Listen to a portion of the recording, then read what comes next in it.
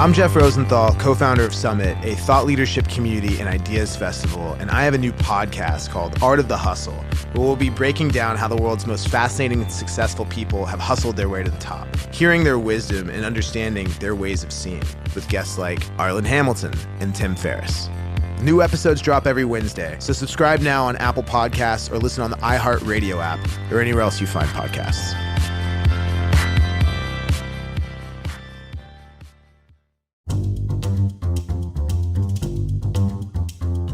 Toys R Us went from a small furniture store to the largest showroom toy dealer in the world. But in a place where a kid could be a kid and folks never wanted to grow up, it wasn't all fun and games. In 2005, due to pressures of online shopping and numbers of kids in stores falling, the company would make a financial decision that would ultimately sink their battleship. So let's follow the bouncing ball and find out how this company of childhood dreams became a grown-up nightmare. This is Toys R Us on The Brink.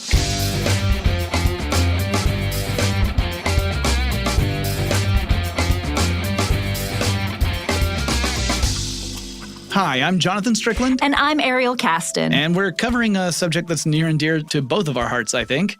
I certainly grew up, despite all of my desire to remain a Toys R Us kid. Yeah, I guess I have grown up as well. We have aged, Yes. if not grown up. And Toys R Us was, that was a big part of my childhood experience, the idea of going to this massive toy store that had every toy you could imagine laid out in it, and you could get a chance to see them in person and, make out your Christmas wish list or whatever. And getting the Toys R Us holiday catalog and scrolling through pages. I also remember as an adult going through it and looking at, at this point they were collectible figurines, not toys. They were action figures. So the sad part of this is that in 2017, we knew that the company was going to go into bankruptcy. And then in 2018, by spring of 2018, the writing was on the wall and all the stores were going to close down. Yeah, it was really disappointing because at the time they went into bankruptcy, and we'll certainly go into this more, they were hoping to come back. And we all were too. Yeah, and there's a hint of hope on the horizon, but we'll talk about that as well.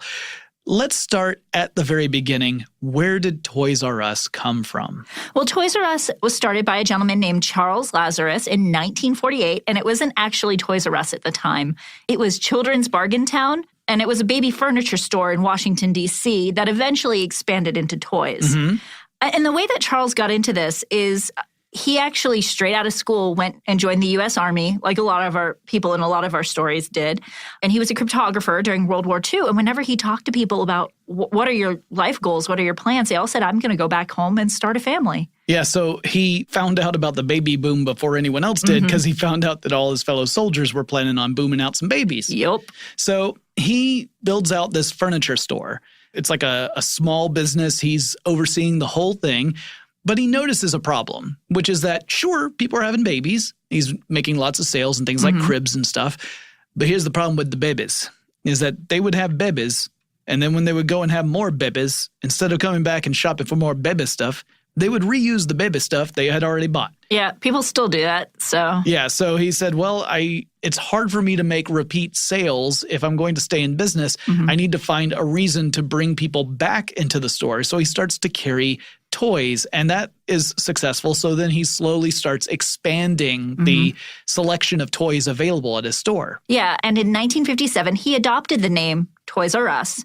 And at the time, there were a bunch of self-service supermarkets coming into play, which, doing this research, I forgot that self-service supermarkets weren't They weren't a thing. Yeah, it was there was all things like general stores and smaller markets and things like that. You'd go to like 5 different markets to get all your shopping done. And he really liked the self-service model, so he restructured his toy store into a large self-service toy store, much like those supermarkets, or we would call it a big box toy store. And then he opened a second store in Rockville, Maryland. Right. So instead of operating as like a boutique store, his stores could actually hold massive inventories, right? If you have a small store, then you have a limited amount of space, both on store shelves and in the back. So you have to be very selective about what you carry. His approach meant he could carry everything. So this was very impressive. You would walk in, even though the interior of the stores weren't necessarily as welcoming as like a Nook store would be. They had so much stuff. The toys took center stage. And that approach would prove to be incredibly successful. And it actually served as a model for post-World War II retail. Toys R Us would become the first in the category killer style stores. Now that it means it would dominate the retail space for its industry so thoroughly that it would effectively drive other competition out of business. That was helped by the fact that because his company was getting so many toys as it was growing, it was ordering so many toys, he was able to negotiate contracts with toy manufacturers, toy vendors, to get those prices down so that his store could buy them at a reduced price than what his competitors could buy. So he could actually sell them for lower as well because he could afford to. And because Toys R Us had toys available all year round, it also meant that the stores were able to compete against big established department stores, which typically wouldn't hold very many toys at all, except leading up to the holiday season. This was very successful, and in 1966, Charles Lazarus sells Toys R Us to Interstate Stores, and he becomes the head of their toy department. So he is still overseeing his store. It's just bought by a larger it's under the umbrella of Interstate Department Stores, which would later just shorten its name to Interstate Stores.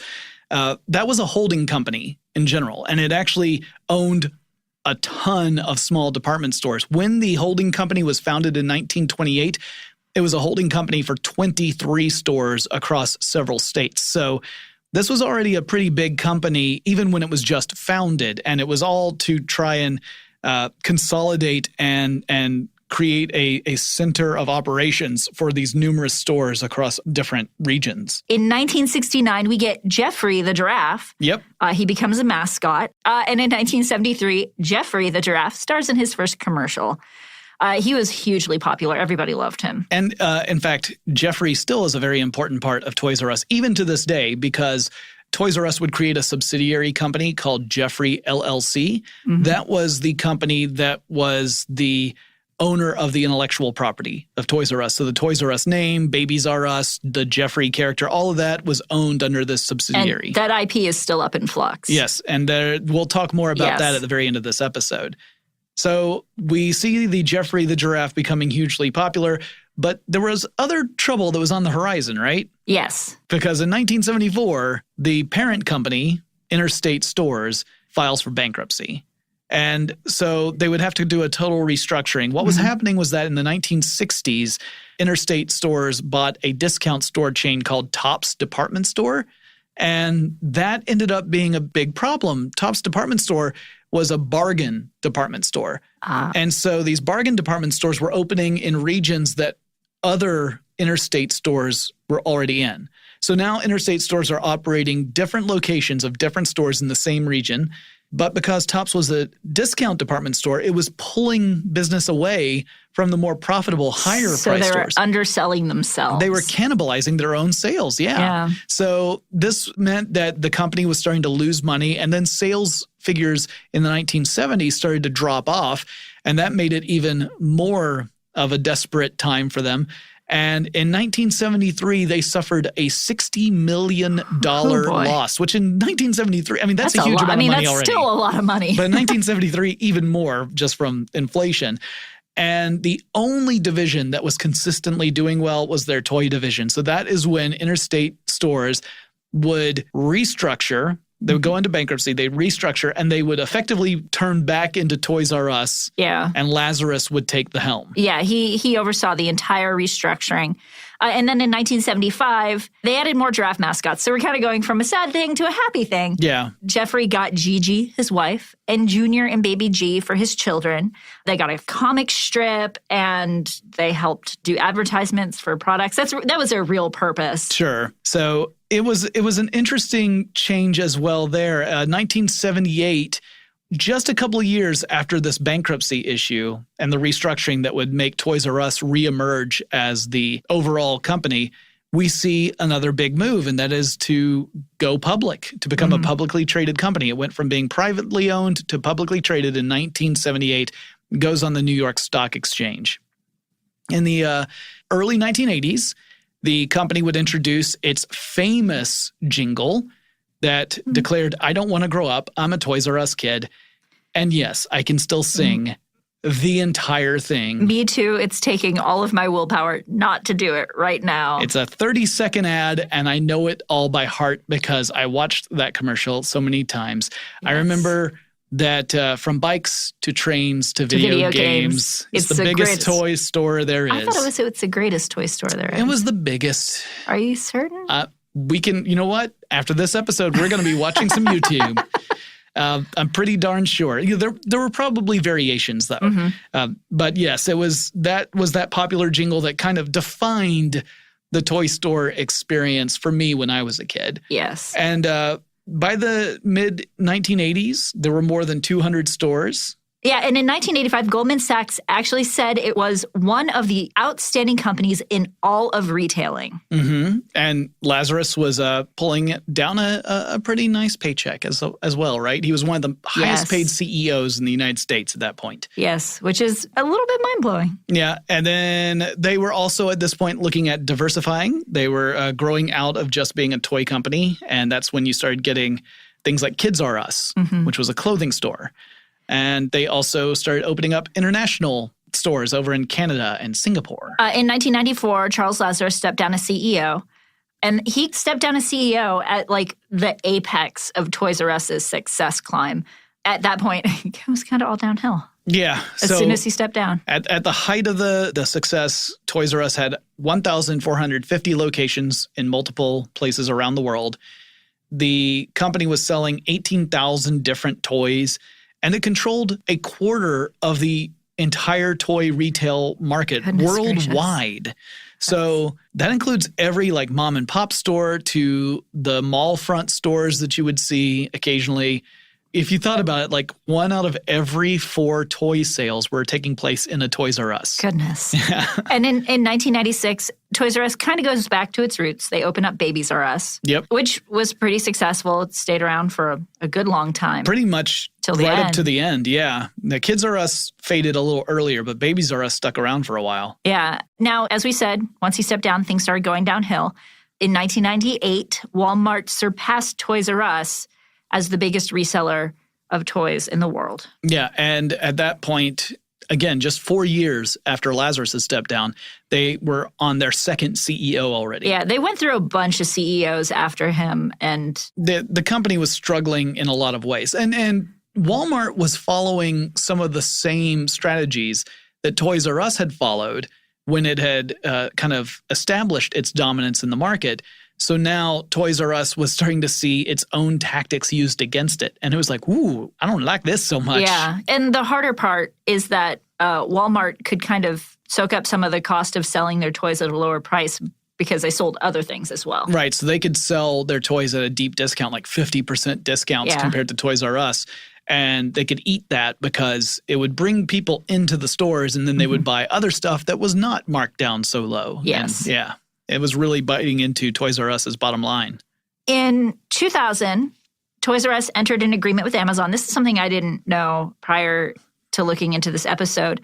At the time, their hope was to be the only toy reseller on Amazon. Kind of an Amazon partner. Yes. And they kind of started getting into fights, Amazon and Toys R Us. Toys R Us accused Amazon of not holding up their end with the exclusivity of selling toys. And Amazon was saying, well, Toys R Us, you just can't keep up with the demand like we can. And then Toys R Us filed a lawsuit about this. Yep. They also opened a corporate resource center / headquarters in New Jersey, which cost them $36 million, and a flagship store in New York. Now, this store had a giant Ferris wheel and a life-size dinosaur, and I would wager a near life-size Barbie house. Yeah. They expected it to make a ton of money and have like millions of visitors. And maybe it had millions of visitors, but they just weren't buying stuff like they expected. Yeah, this is also, and FAO Schwarz will come back into this story in a second, but it reminds me of the New York location for FAO Schwarz, which was also crazy over-the-top toy store. In 2003, their Kids R Us line of stores would close.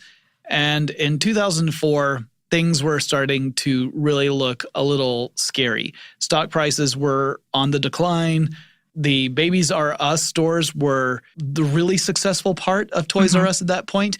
And there was the possibility that those could end up getting spun off into their own company. There was a worry that Toys R Us was going to follow the same path that interstate stores had. And that you might see the company, large parts of it going out of business and the parts that are successful becoming the new company. So this sets us up for the true brink moment for Toys R Us. And we know how this story ends. So we know that this is one of those brink moments that does not lead to pulling back from the precipice. We'll explain what that is in just a moment, but first let's take a quick break. Hello, my name is Kevin Pollak. Yes, the award-winning funny fella from that film and or TV thing that makes you smile every darn time you see it. Folks, did you know I've got a new comedy podcast that was created with you in mind? 'Cause I do.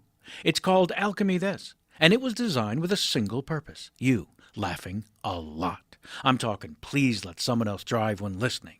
If you enjoy laughing uncontrollably while running errands, exercising, or building a Krispy Kreme donut machine in your basement from parts you stole while working there as an assistant manager, oh, buddy boy, I've got the comedy podcast for you. Each episode, I'm the puppet master who sets the scene, and then 5 genius improvisers and I will make you laugh and feel better. Alchemy This, the new funny podcast from me, Kevin Pollak. Listen and subscribe at Apple Podcasts or on the iHeartRadio app or wherever you listen to podcasts.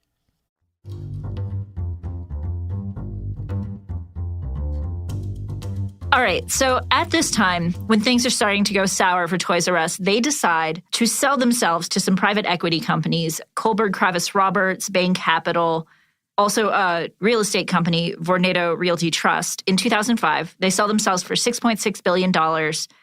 And the goal was to overhaul the company and then get some new strategies from these equity companies to help boost sales and cut costs. Basically, an invested sort of a restructuring. Yeah, and so they actually had to buy back all those shares because this was a publicly traded company. So shareholders were paid essentially $26.75 per share. And ultimately, what the investors were hoping to do was turn the company around and then bring it public again. So this was thought of as a temporary measure. Take it private until you could fix it. And because it's private and because you don't have shareholders to answer to, you can make a lot of those decisions that otherwise you might be prevented from making because shareholders would vote against it. So you could understand what the logic was. It just didn't work out that way. Yes. And despite selling themselves to these equity companies, all of these restructuring costs were immense, and they ended up going $5 billion into debt. Yeah. To make the stores a better place to shop and work. And as soon as this sale went through, Eyler left as CEO. And he left with $65 million, which is a lot to take when your company is struggling. Yeah. Just in my opinion. I wish that every time I struggled, I was paid out $65 million. Yeah. It would make the struggle much easier for me to cope with. So in retrospect, this was the brink moment, the moment when Toys R Us is taken back into being a private company. That would end up setting this company down a pathway toward ever-increasing debt and ultimately its bankruptcy, because as we will discover, year over year, what Toys R Us was having to do was try and figure out a way to finance itself for another year's worth of operation. And it was essentially borrowing to pay off creditors. So they're paying off old debt by accruing new debt. Yes. And you add to this that they're still basically fighting with Amazon. So now Amazon is reselling toys. They're undercutting Toys R Us because they can do much like Walmart did and sell toys at a much cheaper price and make up that cost elsewhere. Yeah, in fact, they even had people at Amazon saying, yeah, we're not doing this to make money. Like we're selling the toys not to make money, which ultimately says, well, why are you doing it? Clearly, it's to run competitors out of business. Yeah. And even though Toys R Us won their lawsuit against Amazon in 2006, it did not stop them as a train of selling toys. Yeah. And Walmart was continuing on its warpath. So Toys R Us at this point is fighting battles on two fronts, right? You've got the online front of Amazon, and you have the brick and mortar retail space of Walmart. I know that a lot of people pointed at Toys R Us's web-based strategies as being a big reason for the company going out of business. honestly, I don't think that made as much of a difference as this move to making it a private company and then accruing that much debt that quickly. Yeah, it might have been better to just accrue some debt and make some small changes along the way. But in their restructure, in their attempt to rebuild their brand and get more customers, they got a new CEO, Gerald Storch. He was formerly working at Target. He got rid of a lot of upper management, closed stores, cut jobs, a traditional reorganization strategy. Right, getting rid of costs. Yeah.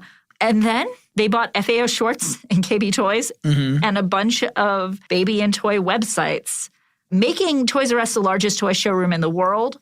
And they had good sales, but not enough to account for all this debt. Yeah, that was the real problem here. You had an anchor in this debt. And it was like these sales, which were great. Like if the company had not been in debt, things would have been amazing. Yes. Because the sales were doing really, really well. But it was like having little armband floaties. Which you could get at Babies R Us. But you're also chained to a giant anchor. Giant anchor you can't really get at a Toys R Us, it turns out. Just not really practical. Probably not a real giant anchor. Yeah, maybe a cinder block or two. But yeah, they continued to remodel stores. They began to consolidate quite a bit. But again, they were just struggling and still sinking. Yeah, in 2009, they reached a payment deadline where they had to pay back millions of dollars of debt. So it wasn't just like, we'll pay back, $10,000 a month. Yeah, this was a point where it was a make or break. They had to make these payments. So they took out additional loans and additional mortgages to pay off these millions of dollars of debt. And this would not be the last time that happened. No. So then in 2010, they said, hey, you know what? Maybe going private, maybe that ended up being a mistake. We need to raise a lot of money. One way you can raise a lot of money is by going public and selling shares of your company. And you get that investment, and that investment can help fuel these efforts. Let's do that. So they started looking at the possibility of having another initial public offering. Yes. And they looked at this for 2 years. Their IPO kept getting delayed. There just wasn't enough market interest, and they had a deadline for it. So in 2013, they said, "No, we're not going to go public. Happening. It's not happening." And by that time, the profit for their company had fallen by 75%. Yeah. Also, that was profitability falling, but still profitable, right? However, that would not be the case for much longer. 2013 was the last year Toys R Us would see a profit. From 2013 on, you're talking about losses. Yes. Storch also resigned that year, the latest CEO. The board for Toys R Us put a 3-year turnaround plan with a deadline of 3 years to get their store turned around under their new CEO, Antonio Ursule, who was overseeing their European division. And his goal was simply to slow the sinking of the ship. Yeah. He didn't think he could turn things around. He was just trying to slow the damage. Yep. 2015, the company decides that the New York store, the one with the Ferris wheel and the giant robotic Tyrannosaurus Rex and all that, was probably a mistake. It was expensive to operate. The rent was high. It was not pulling in the sales that they were expecting. They decided to shut that down. And they also decide that the Fifth Avenue FAO Schwarz store, the famous one in Big, was also going to get shut down. I didn't know about the giant Toys R Us store, to be fair. I did know about the FAO Schwarz store, and that hit me hard. I visited FAO Schwarz, that store, not long before it closed. And it made me very sad when, I couldn't necessarily argue with the logic, but it made me very sad. It was definitely one of those moments, and New York definitely felt it when FAO Schwarz shut down, more so than the Toys R Us store. Yeah, definitely. In summer of 2015, after they closed these stores, David Brandon came on as CEO. He had had previous success turning around failing companies. Domino's is the one that he is most famous for doing. He was able to avoid the Noid. In fact, he completely exterminated the Noid. Yes, the Noid was no more. But his knowledge for turning around Domino's didn't translate well to the toy industry, sadly. And all the money, he wanted to update the stores and the website and all this stuff and kind of get it to be a more positive experience. People were complaining that the stores weren't updated. They felt a little old and shabby. But all of the money he would use to do that was still going towards debt payments and interest payments. Yeah, so there was no money available to put as a reinvestment in stores. This would also be around the time where I would no longer even like going into a Toys R Us because of those problems. The stores were getting run down. Frequently, it was clear that they were either understaffed or that the staff was totally disengaged because there'd just be stuff everywhere. Kids would be running around like crazed maniacs. Mm-hmm. It was like the movie The Warriors, but played out in play schools. With tricycles. Yeah. Yeah, little plastic bottles. Warriors come out to play. It was not great. And another problem David was having is he could possibly pull some of the money they were using to pay debt to make these updates, but there was no guarantee that it would actually get their customers who got into online shopping back into the stores. Right. So it was impossible to pitch that as a way that could get any real traction. So $5.2 billion of debt. And here's the crazy thing is that the toy sales were actually on the rise. Yeah, 2% in their established stores, which doesn't seem a lot, but it was their first gain in 4 years. When you start looking at these numbers and you realize how bad that debt was, like how crippling it was, in 2016, the company made $11.6 billion in net sales, and it still can't pay off its debts. That really is a sad story. Yes. In 2017, despite all this trouble, they were ranked third among toy distributors in the U.S., behind Walmart and now behind Amazon. And in 2017, they had another $1.2 billion of debt come due, with an additional $668 million becoming due the following year. And Brandon, their CEO, tried to talk their lenders into putting off $400 million of that for the future. To defer that for a later payment. And they were like, nope. Yeah, and that is what led us to the next sad chapter of this sad story. But, it's so sad. I'm going to need some chocolate. So let's take a quick break.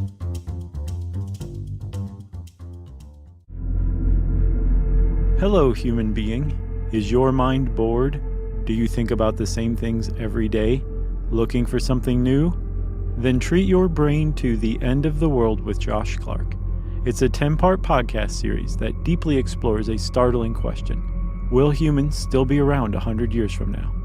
It turns out there's a good chance we won't be, that we might accidentally wipe ourselves out.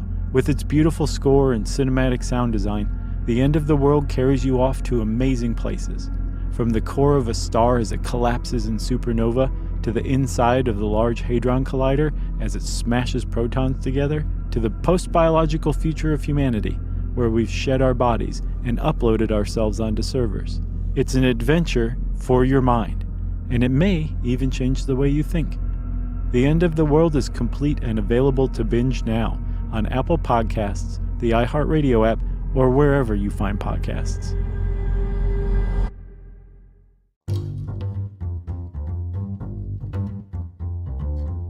Toys R Us filed for bankruptcy in September of 2017. They just had too much debt and not enough sales to cover it. Their initial plan was once you go bankrupt, some of that debt is just wiped off your plate. And they were hoping that enough debt would be wiped off, they could reorganize and focus on long-term growth. But they had to take out new loans to do so. They took out $3.1 billion from JP Morgan, Goldman Sachs, and Barclays to make it through the Christmas holiday season after filing Chapter 11 because they needed to do things like hire seasonal workers. So they file bankruptcy to get rid of some of their debt and try to get back out from underneath all of their turmoil, and then immediately take on new debt. Yeah, but it was absolutely necessary because holiday season is make or break for so many different retail industries, but in particular the toy industry. Yes. This was kind of the long shot, right? Like if they could nail this, things would be better. And they didn't want to file bankruptcy so early because filing before the holiday season caused a whole new set of problems. Their vendors were now afraid that they weren't going to get paid if the company did in fact go under. Yeah, that they would end up shipping all these toys to stores and then never be paid for them. Because in bankruptcy, any of the lenders get first claim to any of the assets. Assets. So the toy companies were worried that they would kind of be left out in the cold with a lot of losses. And so they were demanding money up front and cash on delivery to even give Toys R Us the toys for the holiday season. So that made it even harder for Toys R Us to try and make these goals. So how did Christmas go for them since they had pretty much put all of their eggs in the Christmas basket? Not nearly as well as they had hoped. They were about 15% less profitable than estimated based on their sales from the year before. That's $250 million less than they were hoping to make. That's a good chunk of change. So at that point, you have the lenders who have been waiting patiently, or not so patiently in some cases, to be repaid for the money that they have lent this company. They take a look at Toys R Us and they say, what we're going to do is liquidate you. We're going to sell off all of your assets, and we figure that we will make more money by selling off those assets than if we allowed you to continue business as usual. Yeah, they did try to find buyers for the American division of the company, but all of the investors they talked to bowed out. And this hurts me to say, in March of 2018, they announced that they were going to close all their U.S. stores after 70 years of business. Yep, 800 stores in the United States, including the Babies R Us stores. They were hoping to keep some stores open in combination with Canada, but that ultimately did not pan out. Yeah, they decided to ship the inventory they had to whichever stores they thought would be the most successful at selling off that item. Yeah, so if you did not jump in on one of those Toys R Us's early, then it was a good possibility the entire inventory would be shipped off to some other region where they figured that they would have the best chance of selling that inventory off. Yeah, there was one article in the New York Times that kind of tracked one store's journey. That was a sad story. It was such a sad story. And in this story, one of the workers said that she remembers getting pallets of Skylanders and was like, how are we going to sell all these? But they thought their store would be the most successful at getting rid of all that inventory. They also sold things like break room fridges and started taking bids on the IP for things like the mascot and the name and stuff like that. It was not a great story for the employees who were working there. They found themselves out of a job and with no severance as well. And that actually led to some organization. There was an advocacy group called Rise Up Retail that ended up holding lots of protests to bring attention to this problem. They were mad that the employees were not getting paid millions of dollars in severance, but that bankruptcy lawyers and consultants and such were getting possibly up to $348 million in fees. Yeah. It seemed an unfair equation. And they also wanted to try and argue for legislation that would limit the amount of debt a privately owned equity company could accrue. Because that was the big problem with Toys R Us, is that by the time someone realized that the company had accrued too much debt, it was too late. The company was never able to recover from that. Yeah. Now, Walmart and Target and Amazon certainly did profit from Toys R Us closing to some degree. And even some smaller stores said that, they weren't worried about these big online retailers because they had such a focused niche in toy groups. So maybe they would also get some of the people who were still doing in-store shopping. Hasbro, however, blamed Toys R Us's closing for them having to do a bunch of layoffs and for a bunch of third quarter losses this past year. But this is not necessarily the end of Toys R Us's story. There's been some rumbling about the possibility of a return of Toys R Us. As in the week that we're recording this. Yeah, and because we're recording this so far in advance, we're recording this at the end of October 2018, that by the time this episode is published, there will likely be some developments in this story. And so this is kind of a little snapshot in history of after the company has gone out of business and liquidated its assets and before a return of some sort. Yes. The lenders who took over the liquidation of Toys R Us, including Solus Alternative Asset Management, Angelo Gordon, and Oaktree Capital Management, recently canceled the auction of the IP for Toys R Us and are looking to reorganize it into a new retail company. Yeah, so it's still being called right now Jeffrey LLC, Limited Liability Company. So Jeffrey LLC still retains the control of that intellectual property. It was not sold off.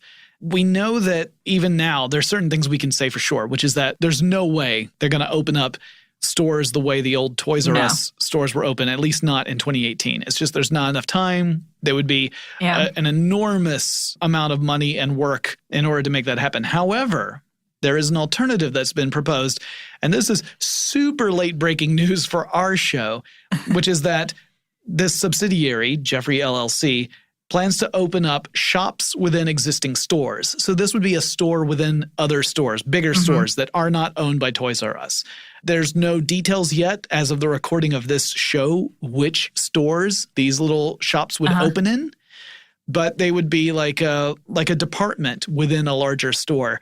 and they would be called Jeffrey's Toy Box. Aw. They have a logo. They did an event where the Jeffrey mascot showed up wearing a cape that said Jeffrey's Toy Box on it. And they announced the plan that they're going to open these stores within stores. I think that this is a good idea because otherwise they'd be missing the holiday season if they wanted to open early 2019, if they were even able to. Yeah. They'd miss the holiday season, which is the most profitable season. And so they'd be struggling for an entire year before they knew whether they'd make it or not. Right. And that would just be more danger of them to go right out of business again. So some other interesting facts about Toys R Us before we go. One of them, very sad, which was the passing of the founder of the company. Yeah, he passed a week after Toys R Us announced it was closing all of its U.S. operations. But apparently he had been sick for a while and didn't necessarily know that that was the case. Yeah. I like that you have Jeffrey had a vehicle called the Jeffrey Mobile. We were so desperate to find happy facts that we threw in the Jeffrey Mobile. Yes. But the company also created the Toys R Us Children's Fund, which is a positive story. Charles Lazarus really wanted to better the lives of children who were in need, who needed safety. And so he opened this public charity in 1992, which has donated millions of dollars to nonprofits to help the embetterment of children who are in need. I'm glad we can end the story on that element, to think that there was a lot of debt this company accrued. There were a lot of employees who were left in the lurch, but at least there was also some good to come out of this beyond just the consumerism. I mean, we have those childhood memories and sometimes adult memories of going into Toys R Us stores for the toys. But it's good to know that there was this sort of altruistic element as well. So that concludes the story so far for Toys R Us. Maybe by now, as you're listening to this, there's another chapter already in development. As we said, we're still waiting to hear more details at the end of October 2018. Hopefully it's a happy one. We certainly hope so. And if you guys have any questions, or maybe you have a suggestion for a Brink story we should cover in a future episode, get in touch with us. You can email us at feedback@thebrinkpodcast.show. Or you can visit us at our website, which is at thebrinkpodcast.show. Yeah, there you're going to be able to learn more about us, the hosts, as well as see our past episodes. We welcome you to join us to visit it, become part of the family. Yes. Until next time, I have been Ariel Caston. And I still am Jonathan Strickland.